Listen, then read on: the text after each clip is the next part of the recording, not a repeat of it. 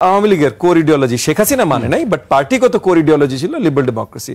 আমার দল এনডিএম এর কোর ইডিওলজি লিবারেল ডেমোক্রেসি। সব দলের কিন্তু লিবারেল ডেমোক্রেসি না। যেমন মনে করেন অনেক দলের কোর ইডিওলজি আপনার কমিউনিজম, অনেক দলের কোর ইডিওলজি শরিয়া।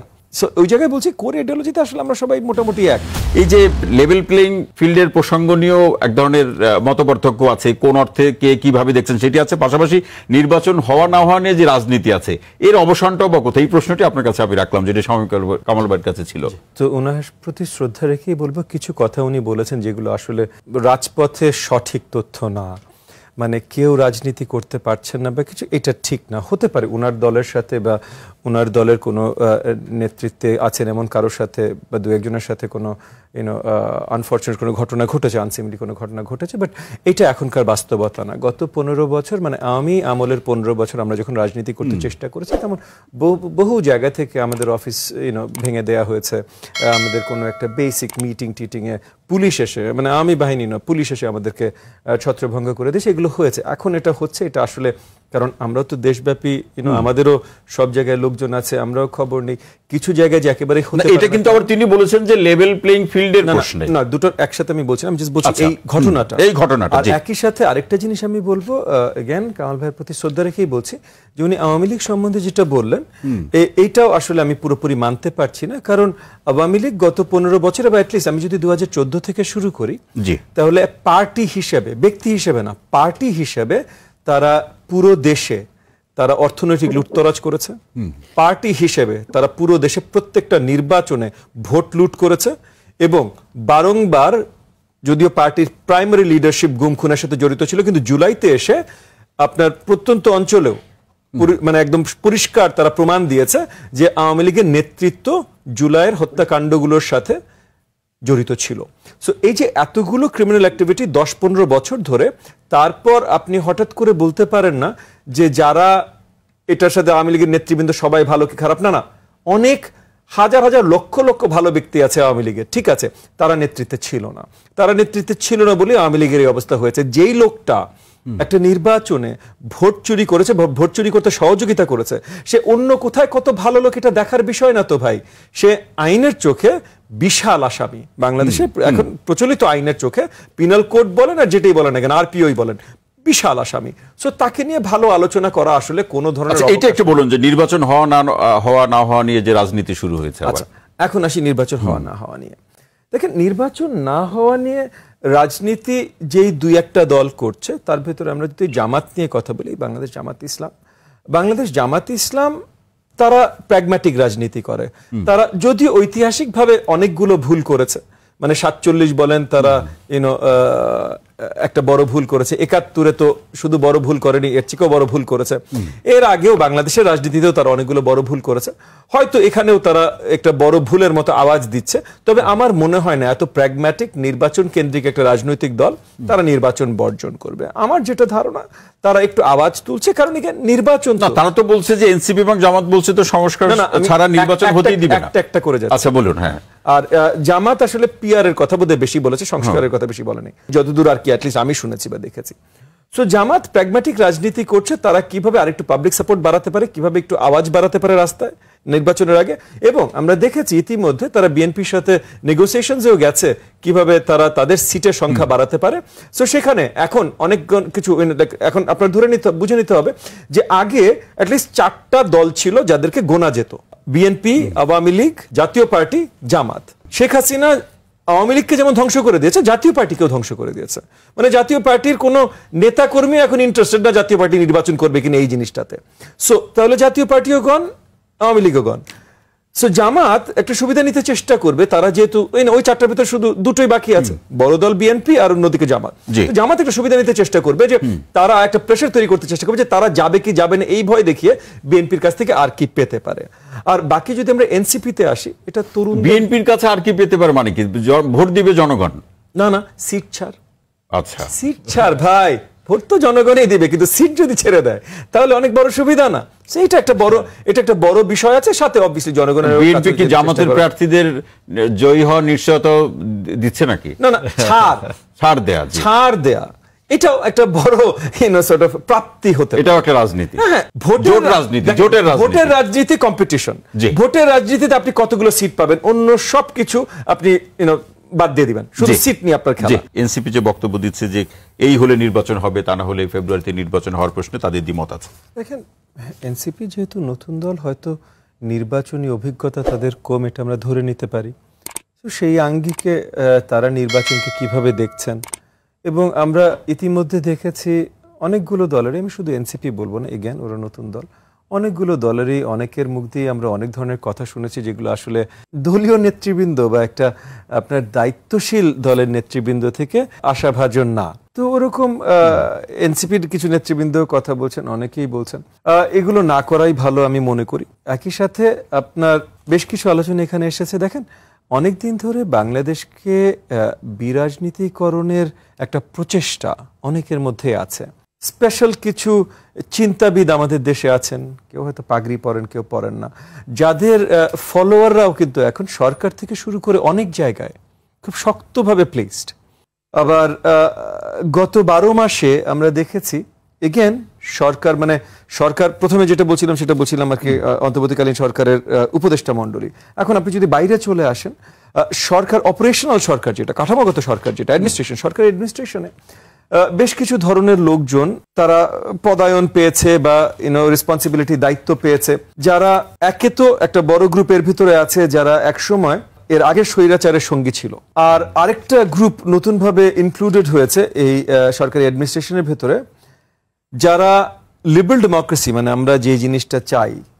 আমি জানি এনসিপি তাদের জুলাই ডিক্লারেশন তারা যেটা ফেব্রুয়ারিতে দিয়েছিল, ওখানে তারা লিখেছে সেকেন্ড রিপাবলিক, বাট তারাও কিন্তু মোর অর লেস বড় দাগে লিবারেল ডেমোক্রেসির কথাই বলেছে।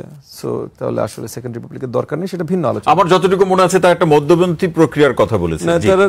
তারা বলছেন তারা সেন্ট্রিস্ট প্লুরালিস্ট পার্টি, সেটা ভিন্ন কথা। আমি জাস্ট বলছি মানে কোর আইডিওলজি যেটা আর কি লিবারেল ডেমোক্রেসি, যেমন মনে করেন বিএনপির core ideology liberal democracy, Awami লীগের কোর আইডিওলজি শেখ হাসিনা মানে নাই, বাট পার্টিগত কোর আইডিওলজি ছিল লিবারেল ডেমোক্রেসি।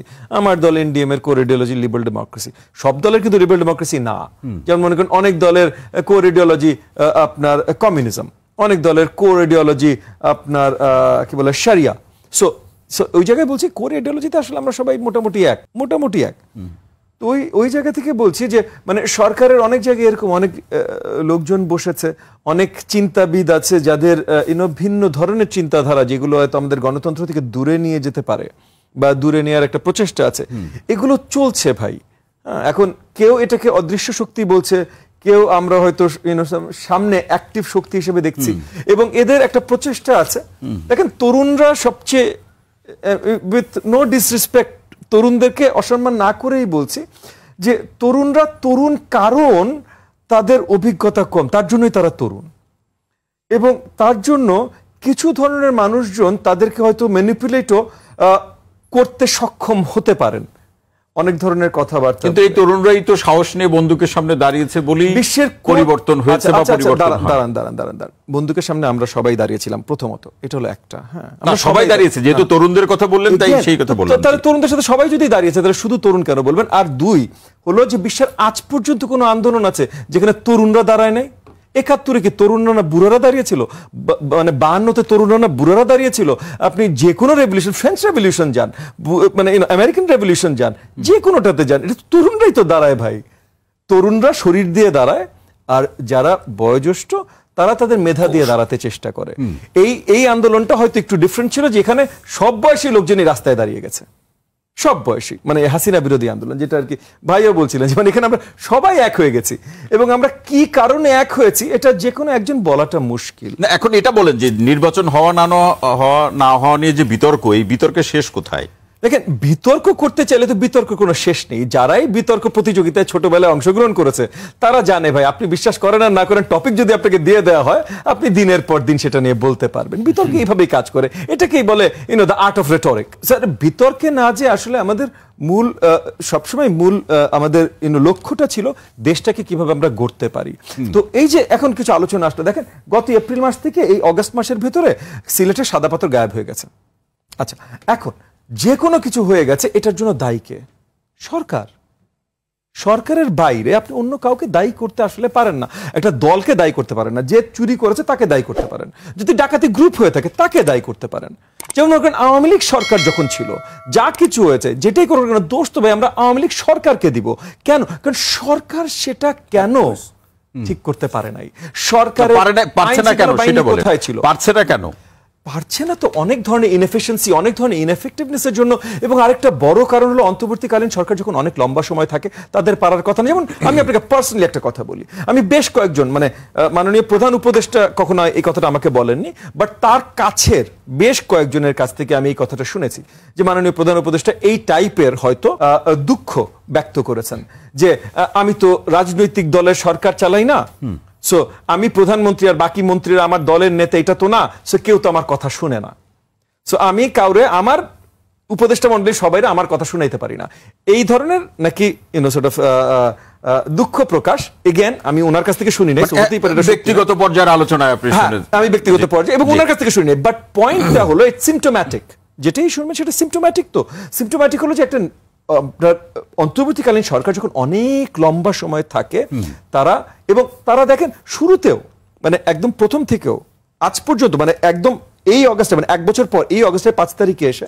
প্রথমবার মাননীয় প্রধান উপদেষ্টা কোন একটা রোড ম্যাপ দিয়েছেন যে আচ্ছা ফেব্রুয়ারিতে নির্বাচন হবে। এর আগ পর্যন্ত কিন্তু কোনো সময় ওনার কোনো আলোচনায় আমরা একদম মানে দিশাহীন ভাবে দেশ হাঁটছিল, কোনো রোড ম্যাপ নাই। কিন্তু মানে আপনি বলেন সংস্কার, আচ্ছা সংস্কারের যে একটা রোড ম্যাপ যে আচ্ছা ঠিক আছে আমি এত তারিখে কমিশন বসাবো, এত মাসের জন্য কমিশন থাকবে, এত মাসের তারপর কমিশন আলোচনা করবে, এগুলো একদম পরিষ্কার একটা রোড ম্যাপ কখনোই আমরা পাই নাই। সো এইটা একটা বড় প্রবলেম, এটি একটি বড় বিষয় ছিল, সেই জায়গাতে প্রধান উপদেষ্টার বক্তব্যের সূত্র ধরে বলছিলেন। ববি হাজ্জাজ ভাই অসংখ্য ধন্যবাদ। সামনের নির্বাচনটা যেন আমরা সঠিকভাবে বাস্তবায়ন করতে পারি, আমরা প্রতিযোগিতামূলক কাজ করব, ভিন্ন ভিন্ন দল, আমরা ভিন্ন আওয়াজ করব, আমি বলবো ওই দল খারাপ আমার দলকে ভোট দাও, ওই দল বলবে আমার দল খারাপ তাদের দলকে ভোট দাও, কিন্তু নির্বাচন বিমুখ যেন আমরা না হই। জনগণের প্রধান অধিকার যেটা সেটা আমরা তাদেরকে তুলে দিই। আমরা যে যেখান থেকে আমরা যদি বলা শুরু করি আমরা সবচেয়ে ভালো জানি, সবচেয়ে রিফর্মটা কোনটা দরকার হবে বা পাবলিক কি চায়, জনগণ কি চায় আমরা সবচেয়ে ভালো জানি, তাহলে সবচেয়ে অগণতান্ত্রিক কাজ এটা হবে। এবং এটা অনেকে অনিচ্ছাকৃতভাবে করে ফেলেন, বিজ্ঞ অনেকজন করেন, তরুণরা করেন অনিচ্ছাকৃতভাবে। একেবারে অল্প একটু দুই এক লাইন একটু শুনতে চাই আপনার কাছ থেকে যতটুকু সময় পাচ্ছি। যে নির্বাচনকে কেন্দ্র করে নানান রাজনৈতিক দল ছোট বা বড় নানা ধরনের সমীকরণ তৈরি করার চেষ্টা চলছে, এই অভিযোগও আছে। এই সমীকরণগুলোর আসলে শেষ কোথায়? সমীকরণগুলো শেষ যেদিন নির্বাচন হয়ে যাবে সেই দিন, বা আপনি বলতে পারেন মোটামুটি একটু কমে আসবে যেদিন ওই যে নমিনেশন পেপার সাবমিট উইথড্র করার লাস্ট ডেট, সেদিন যে সমীকরণ আমি আরেকটু স্পষ্ট করি। সমীকরণের দুইটি ধরন আমরা দেখছি, একটি ধরন হলো নির্বাচনে ভালো করা অর্থাৎ নিজের প্রার্থীকে জয়ী করে নিয়ে আসা, আরেকটি সমীকরণ হলো নির্বাচন না হওয়া। যে নির্বাচন না হওয়া যারা বলছে, এগেন একটা যেটা মোর পাওয়ারফুল দল অ্যাটলিস্ট এই মুহূর্তে, সেই দলের কথা আমি আপনাকে বললাম যে তারা প্র্যাগম্যাটিক, তারা আমি বিশ্বাস করি এটা পুরো একটা ট্যাকটিক্যাল প্লয়। নির্বাচনের নমিনেশন ফর্মটা ছাড়ুক, প্রজ্ঞাপন জারি করুক, প্রথমে ওরা সব নমিনেশন ফর্ম কিনবে, হ্যাঁ, এবং ওরা নির্বাচনে ঠিকই যাবে, কিন্তু নির্বাচন যাওয়ার আগ পর্যন্ত এই ধরনের প্রশ্ন তারা তুলতে থাকবে, প্রশ্নবিদ্ধ করতে চেষ্টা করবে।